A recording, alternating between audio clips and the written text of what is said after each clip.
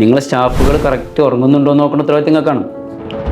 ഈ മൊബൈലും ഇതൊക്കെ ഉള്ള സമയത്തായതുകൊണ്ട് ആളുകൾക്ക് എന്താവില്ല, എൻ്റർടൈൻമെൻറ്റ് എന്നുള്ളതൊക്കെ വർക്ക് പോകും. പക്ഷെ അത് രാവിലെ വരുന്ന വർക്കിനെ തീർച്ചയായും ബാധിക്കും അല്ലേ. ഫോൺ അറ്റൻഡ് ചെയ്യാൻ കഴിയില്ല, അതിലെന്താ വന്നതെന്ന് അറിയില്ല.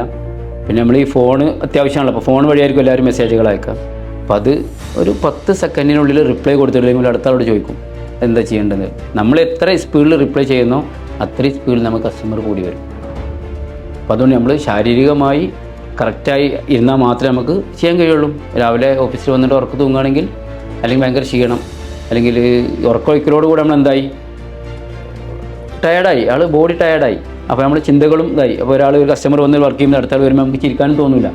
കാരണം എന്താ, രാത്രി ഉറക്കം കിട്ടിയിട്ടില്ല. റെസ്റ്റ് ഇമ്പോർട്ടൻ്റ് ആണ്. റെസ്റ്റ് ഉള്ളവർക്കേ അധ്വാനിക്കാൻ കഴിയുള്ളൂ. കുറച്ചായിട്ട് ചെയ്യാൻ കഴിയില്ലല്ലോ.